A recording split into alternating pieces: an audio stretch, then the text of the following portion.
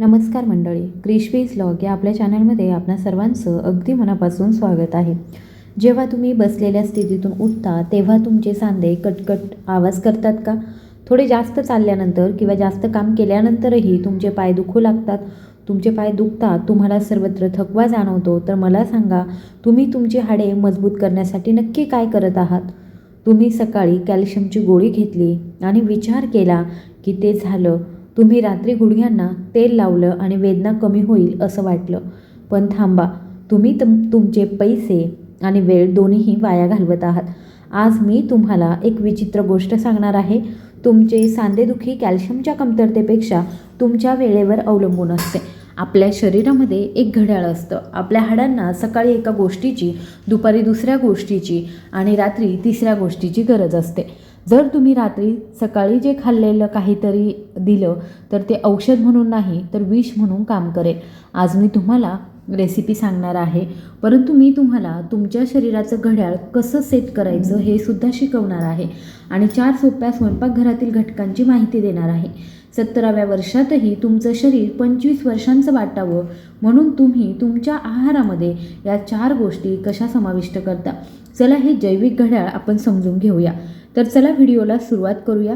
पण त्याआधी माझी तुम्हा सर्वांना विनंती आहे की तुम्ही हा व्हिडिओ कुठून बघत आहात हे मला कमेंट बॉक्समध्ये नक्की सांगा. आणि तुम्हाला जर आपल्या चॅनलवरचे व्हिडिओज आवडत असतील तर आपल्या चॅनलला सबस्क्राईब करायला विसरू नका. त्याचबरोबर बेल आयकॉनसुद्धा प्रेस करा, जेणेकरून जेव्हा पण असे आरोग्यविषयक नवीन व्हिडिओज येतील त्याचं नोटिफिकेशन तुम्हाला लगेच येईल आणि तुम्ही ते व्हिडिओ लगेच बघू शकता. कल्पना करा की तुम्ही तुमच्या हातामध्ये लाकडाचा एक तुकडा धरून तो तोडण्याचा प्रयत्न करत आहात. जेव्हा ते अचानक तुटतं तेव्हा तुम्ही म्हणता ते कोरडं आहे, त्याच्यामध्ये ओलावा नाही आहे. आता तुमच्या स्वतःच्या शरीराचा विचार करा. जेव्हा आपण तरुण असतो तेव्हा आपलं शरीर हिरव्या फांदीसारखं असतं, लवचिक आणि मऊ असतं. पण जसजसं आपलं वय वाढतं तसतसं आपल्या शरीरातील महत्त्वाचे द्रवपदार्थ सुकू लागतात, स्नेहन बिघडतं, ते नाहीसे होऊ लागतात. तुमच्या घोट्यांमधील वेदना, तुमच्या गुडघ्यांचा कर्कश आवाज हे अजिबात आजार नाहीत. ते ओरडत आहेत, सांगत आहेत की तुमचं शरीर आतून कोरडं होत आहे. या गोष्टी तुम्हाला संकेत देत आहेत, पण तुम्हाला समजत नाही. तुम्हाला वाटतं की आपल्याला औषध घ्यावं लागेल. तुमचं शरीर आतून कोरडं होत चाललेलं आहे. आणि मजेदार गोष्ट म्हणजे तुम्ही पृष्ठभागावर कितीही तेल लावलं तरीसुद्धा कोरडेपणा जात नाही. वाळलेल्या लाकडाला तेल लावल्याने ते हिरवं होत नाही. तुम्हाला मुळापासून पाणी घालावं लागेल. आज मी तुम्हाला ते पाणी देणार आहे आणि तुम्ही तुमची हाडे कशी मजबूत करू शकता आणि त्यांचा कोरडेपणा कसा दूर करू शकता हे सुद्धा सांगणार आहे. मी तुम्हाला एक पद्धत सांगणार आहे ज्याद्वारे तुम्ही तुमच्या शरीरातील वंगण पुन्हा भरून काढू शकता. या 4 गोष्टी तुमच्या वाळलेल्या शरीरामध्ये पुन्हा जिवंतपणा आणतील. तुमच्या घरी गाडी आहे, समजा तुम्ही त्याला दुसरं तेल टाकलं किंवा पेट्रोलऐवजी पाणी टाकलं तर जमेल का? तर नाही, कारण इंजिन बंद पडेल, तुमची गाडी बिघडेल. मग तुम्ही तुमच्या शरीराशी असं का करता? आपलं शरीर 24 तास चालणारा कारखाना आहे.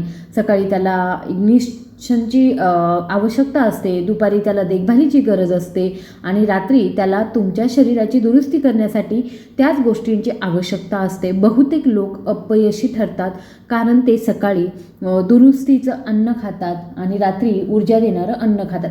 आज मी संपूर्ण दिनचर्या शेअर करणार आहे. मी तुम्हाला एक पद्धत सांगते. जर तुम्ही या 4 पायऱ्या फॉलो केल्या तर वृद्धत्व येईल, पण ते तुमच्या हातून निघून सुद्धा जाईल. तुम्हाला थकवा, वेदना आणि तुमची हाडे खराब होत असल्याचेही जाणवणार नाही. जर तुम्ही या गोष्टी केल्या तर तुम्हाला आयुष्यभर हे जाणवणार नाही. प्रथम सकाळबद्दल बोलूया. 7 ते 8 तासांच्या रात्रीच्या झोपेनंतर जेव्हा तुम्ही उठता तेव्हा आपलं शरीर उपवासाच्या स्थितीमध्ये जातं.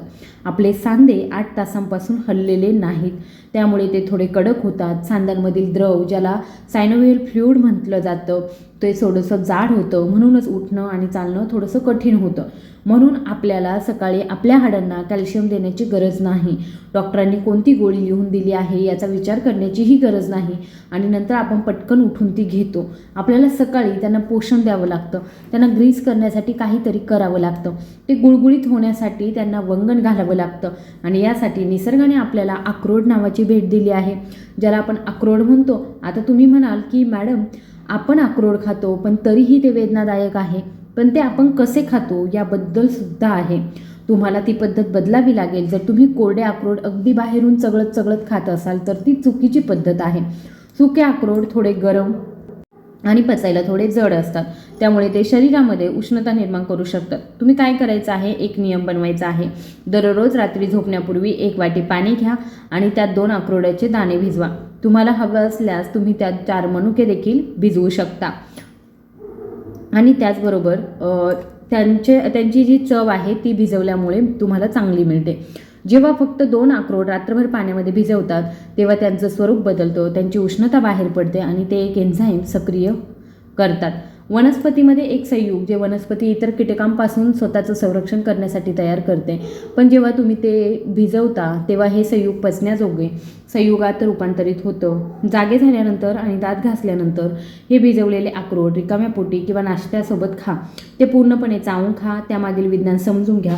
अक्रोडची रचना पहा. ते अगदी आपल्या मेंदूसारखं दिसतं, पण ते फक्त मेंदूसाठी नाही आहे. त्यात ओमेगा 3 फॅटी ॲसिड्स असतात. ओमेगा 3 काय करतं तर ते एक नैसर्गिक वेदनाशामक देखील आहे. आधुनिक विज्ञान म्हणतं की ओमेगा 3 फॅटी ॲसिड हे आपल्या शरीरातील प्रोस्टेट ग्रंथी कमी करतं. हा घटक सांध्यांमध्ये जळजळ आणि वेदना निर्माण करतो. म्हणून जेव्हा तुम्ही सकाळी भिजवलेले अक्रोड खाता तेव्हा ते तुमचे गुडघे, कोपर आणि मणक्याच्या सांध्यांमध्ये तेल आणि स्नेहन म्हणून काम करतं. तुमच्या शरीरातील यंत्रांना तेल जे आहे ते मिळू लागल्याने कर्कश आवाज हळूहळू थांबू लागतो. म्हणूनच सकाळचा कोटा पूर्ण होतो. तुमच्या शरीराला सांध्यांसाठी स्नेहन मिळालेलं असतं. दिवस जसा पुढे जातो तसतसा आपण कामावर जातो आणि घरातील कामे करतो. त्यानंतर दुपारी 12 ते 2च्या दरम्यान येतो. आयुर्वेदानुसार हा पित्तचा काळ आहे. याचा अर्थ असा की पित्त आपल्या शरीरामध्ये अधिक सक्रिय असतं. या काळामध्ये आपल्या पोटातील आग सर्वात तीव्र असते. याचा अर्थ असा की आपलं शरीर सर्वात जड अन्न देखील पचवू शकतं आणि हाडे मजबूत करण्यासाठी, त्यांना स्टीलसारखं बनवण्यासाठी हा योग्य वेळ आहे. त्यांना मजबूत करण्यासाठी काहीतरी करणं आवश्यक आहे. हाडे स्वतःहून उभी राहत नाही. त्यांना एकत्र ठेवणारी गोष्ट म्हणजे आपले स्नायू. म्हातारपणामध्ये हाडे कमकुवत होत नाही, तर त्यांना एकत्र धरून ठेवणारे स्नायू सैल होतात, ज्यामुळे तुमची संपूर्ण शरीराची स्थिती कमकुवत होते. म्हणून दुपारी आपल्याला प्रथिने आणि नवीन रक्ताची आवश्यकता असते. यासाठी तुम्हाला 2 डाळी मिसळाव्या लागतील. ही आहे काळी उडीद डाळ आणि किंवा मग पांढऱ्या मसुराच्या सालीसह. ती लाल मसुरासोबत मिसळायची आहे. मंडळी, तुम्हाला हे दोन्ही मिसळावे लागतील. आयुर्वेदामध्ये उडीद डाळ स्नायू बनवणारा घटक मानला जातो. तर एक प्रकारे ते प्रथिने समृद्ध आहे आणि दुसरी आहे ती मसूर डाळ. तर ते हाडांना बांधणाऱ्या सिमेंटसारखं काम करतं आणि मसूरमध्ये लोह आणि फॉस्फरस असतं, जे मज्जातंतूचा कमकुवतपणा दूर करतं आणि रक्तनिर्मितीला चालना देतं. जेव्हा मसूर डाळ आणि उडीद डाळ या दोन्ही एकत्र केल्या जातात तेव्हा ते एक पॉवर कॉम्बो बनतं. आता ते कसं बनवायचं? अर्धी वाटी उडीद डाळ आणि अर्धी वाटी मसूर डाळ घ्यायची, त्यांना मिसळायचं आणि घरी बनवलेल्या कोणत्याही सामान्य डाळीप्रमाणे त्याला शिजवायचं. तथापि एक गोष्ट काळजी घेण्यासारखी आहे, उडीद डाळ थोडीशी थंड असते, म्हणून त्यामुळे गॅस होऊ शकतो. ते बनवताना तुम्ही त्याच्यामध्ये आलं, हिंग किंवा लसूण वापरू शकता. तथापि त्यात मसूर मिसळलेलं असल्याने ते तुम्हाला अजिबात थंड करणार नाही, म्हणजेच गॅसही होऊ शकत नाही. हे घटक केवळ गॅसच नाहीसे करतील असं नाही, तर वेदना देखील कमी करतील. आठवड्यातून किमान 3 ते 4 वेळा तुमच्या जेवणामध्ये ही मिश्रित डाळ जी आहे ती समाविष्ट करा. तुम्ही ती रोटी, भात किंवा तुम्हाला आवडणाऱ्या इतर कोणत्याही धान्यासोबत खाऊ शकता. हे तुमच्या शरीराला अशी ताकद देईल जी महागडे प्रोटीन शेक देखील देऊ शकत नाही. जुन्या काळातील कुस्तीगिरी उडदाची डाळ खात असत, म्हणूनच ते सरळ उभे राहून वृद्धापकाळापर्यंत मजबूत राहिले. आणि दिवस मावळत आहे आणि संध्याकाळ हळूहळू जवळ येत आहे. संध्याकाळी 4 किंवा 5 वाजले आहेत. ही वेळ अशी आहे जेव्हा आपण सर्वात जास्त चुका करतो. आपल्याला थोडी भूक लागते आणि आपली शरीर थकू लागतं, आपली ऊर्जा पातळी कमी होऊ लागते. तर त्यावेळी आपण काय करतो, तर आपण चहा बनवतो आणि नंतर त्यासोबत स्नॅक्स किंवा मग बिस्किटे खातो. आपण असे काहीतरी आपला नाश्ता म्हणून घेतो, आपण त्याला स्नॅक्स म्हणतो. ही सवय तुमच्या हाडांचा सर्वात मोठा शत्रू आहे. चहा आणि रिफाईंड साखर हाडांमधून कॅल्शियम बाहेर काढतं. विशेषतः साखरेचा चहा. यावेळी आपल्याला अशा गोष्टींची आवश्यकता असते जी आपल्या नसा शांत करते आणि सांधे कोरडे होण्यापासून रोखते. आणि येथे आपण एक गोष्ट वापरू शकतो, ती म्हणजे सुकलेला नारळ किंवा अधिक कच्चे नारळाचे दाणे. हो, तेच वाळलेले दाणे जे आपण पूजेमध्ये वापरतो किंवा हलव्यामध्ये घालतो.